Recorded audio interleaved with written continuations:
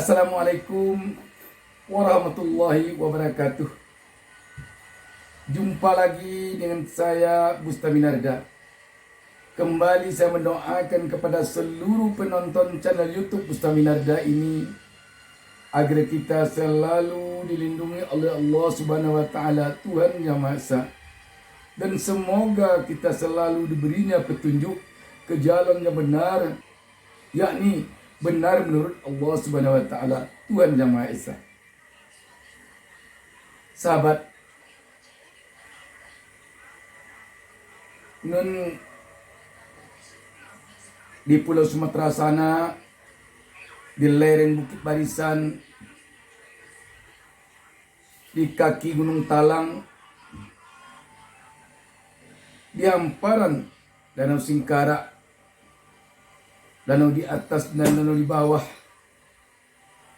terletak sebuah kabupaten yang indah, yang sejuk, yang berpenduduk ramah, Kabupaten Solo. Namun sahabat BN,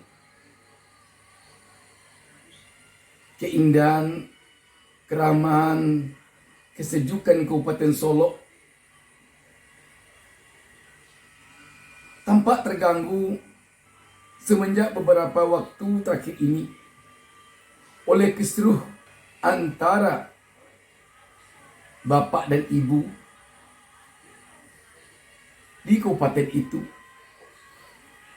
antara Bupati Solo EPRD Asda dengan Ketua DPRD-nya Dodi Hendra. Perseteruan ini tampak makin hari makin menghangat. Mungkin pada awalnya rakyat Kabupaten Solo tidak begitu merasakan, tetapi lama-kelamaan tampaknya sekarang rakyat semakin gerah. Dan sekarang tampaknya rakyat semakin berpikir, kalau bapak dan ibu kami ini terus saja bertengkar, mungkin dampaknya nanti kami tidak akan nyaman.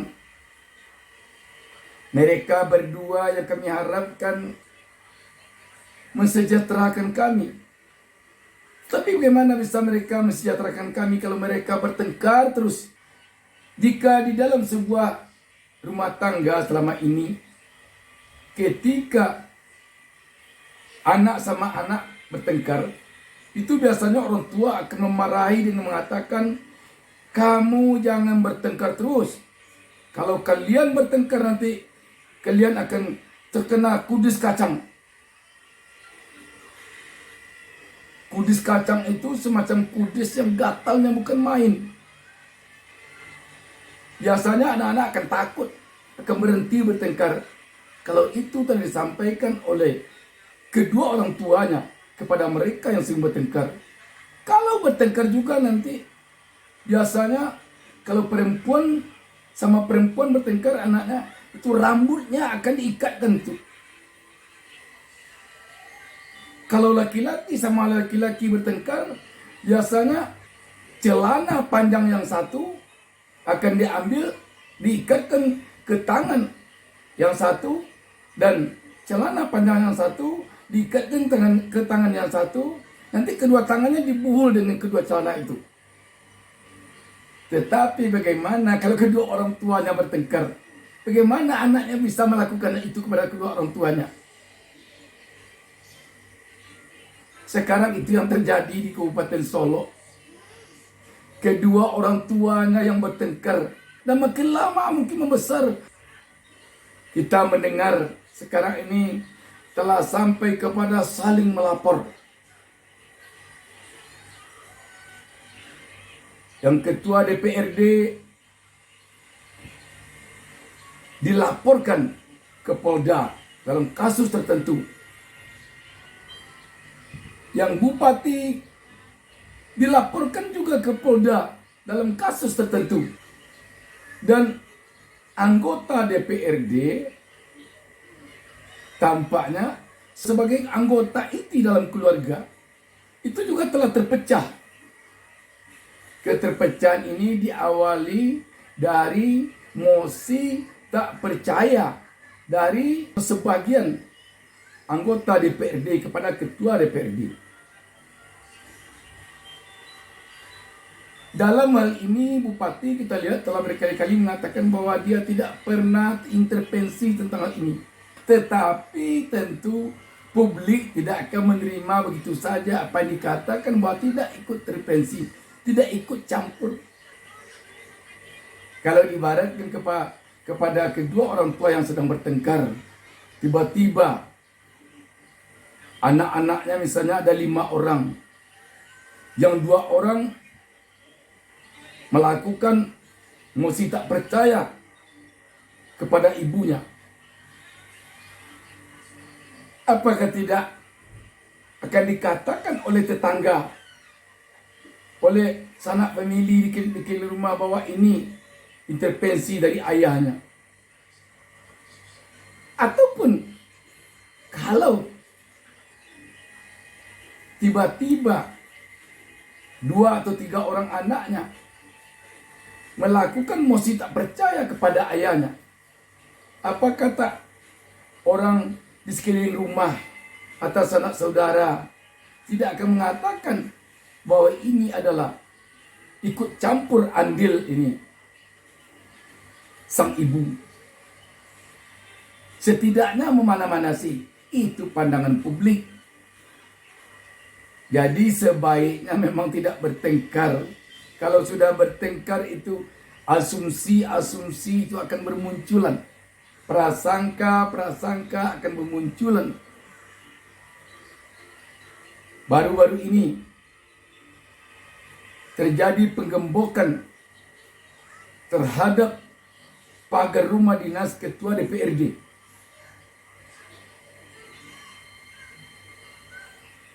Pihak Satpol PP atau pihak Sekretariat Daerah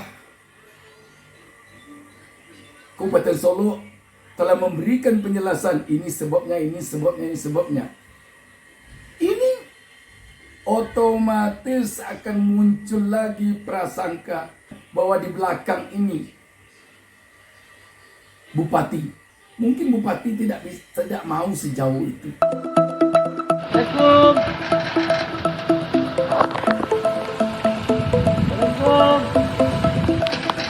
Assalamualaikum.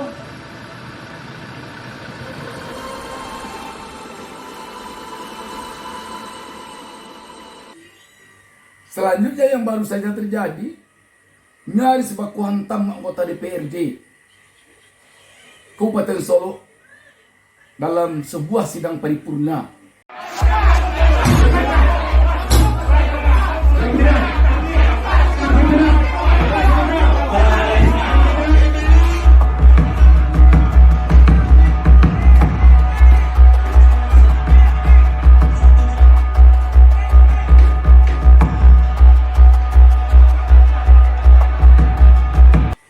Ini lagi-lagi akan memunculkan prasangka, akan memunculkan dugaan-dugaan di tengah-tengah publik di Kabupaten Solo paling tidak, bahwa ada andil ini, ada andil ini, ada andil ini. Yang paling baik tidak bertengkar. Tidak bertengkar bukan dalam arti setuju-setuju saja. Ibu yang dalam ini adalah DPRD punya fungsi pengawasan. Jadi ibu bukan berarti setuju-setuju saja dengan kurena bapak, dengan pelaksanaan kegiatan bapak. Harus mengawasi, harus mengontrol. Tetapi juga tidak boleh seperti sekarang bertengkar. Sahabat BN, dengan ini kita tentu prihatin melihat Kabupaten Solo sekarang. Pertengkaran ini bisa saja menjurus kepada, kata bapak, saya pokoknya tidak itu lagi ibu. Dan mungkin juga kata ibu, diam-diam, saya tidak mau saya kalau itu bapak. Kalau antara ibu dan bapak di rumah tangga, Yang kata ibu mungkin ceraikan saya. Yang kata bapak, oke. Pokoknya enggak kamu lagi istri saya. Tetapi dalam sebuah rumah tangga di negara, sebuah kabupaten seperti Kabupaten Solo, apakah bisa itu dilakukan? Tidak. Mendudukkan ketua DPRD ada aturannya. Malah terkait dengan partai. Sekarang kita lihat bagaimana Partai Gerindra. Nah ini kan tidak etis. Ketua DPRD itu adalah hanya Gerindra. Kita partai pemenang di sana. Dari bacaan Tidak Gerindra, boleh partai lain yang mengatur siapa yang kita jadikan ketua DPRD, siapa kader kita yang suruh kita jadi ketua DPRD. Sebenarnya kalau kita perhatikan Kabupaten Solo ini bagus. Tidak ada potensi untuk terpecah. Kenapa demikian? Ketua DPRD dari Gerindra, Bupati Solo dari PAN yang berpasangan dengan wakil bupatinya dari Gerindra. Sangat punya potensi untuk tetap rukun dan damai. Tetapi anehnya, perseteruan sangat keras antara ketua DPRD dengan bupati. Apapun alasan mengatakan bahwa ini adalah perseteruan antara dua personal, namun publik tidak akan mengatakan demikian. Ini persoalan antara Bupati Solo dengan ketua DPRD Solo. Ini akan mengganggu kepada pembangunan Kabupaten Solo. Kalau ini berlarut, visi misi Bupati Solo membangkit batang terandam, kita pesimis akan tercapai. Bisa jadi kalau ini berlarut-larut bertahun-tahun, menambah terbenam batang terendam. Sebab pembangunan bisa terhalang oleh ini. Kalau kita perhatikan, memang Bapak Bupati ini berwatak keras. Di samping bupatinya keras, ketua DPRD juga keras. Sehingga beradu keras sama keras. Seperti dikemukakan mantan Bupati Solo yang tokoh Kabupaten Solo, yang juga telah boleh dikatakan tokoh Sumbar Samsurahin, itu dua-duanya sama-sama enggak bisa surut. Kalau dibiarkan semacam ini, dia akan merebak terus. Ego semakin hari semakin tinggi, emosi semakin tinggi, dan tidak mau ngalah. Dua-duanya mempunyai tipe maju tak gentar. Tidak ada yang namanya lampu sen yang ke belakang, ke depan terus madanya. Kalau ini terjadi semakin meruncing, lagi-lagi yang teraniaya rakyat Kabupaten Solo. Rakyat Kabupaten Solo mungkin sekarang ini berharap kepada kedua petinggi Kabupaten Solo ini, Bupati Solo, Ketua DPRD Solo, sama-sama menarik kesimpulan bahwa mereka adalah penentu maju mundurnya Kabupaten Solo sekarang ini. Karena itu mereka harus surut, dalam artian terpaksa mengurut dada, mengalah demi rakyat Kabupaten Solo. Kita yakin kedua tokoh kita ini, mereka nanti akan saling mengulurkan tangan, akan saling memohon maaf, akan saling berjanji setia untuk sama-sama membangun Kabupaten Solo, membangkit batang terandam. Dan mereka tidak akan sampai hati nanti di akhir masa jabatannya mereka masing-masing.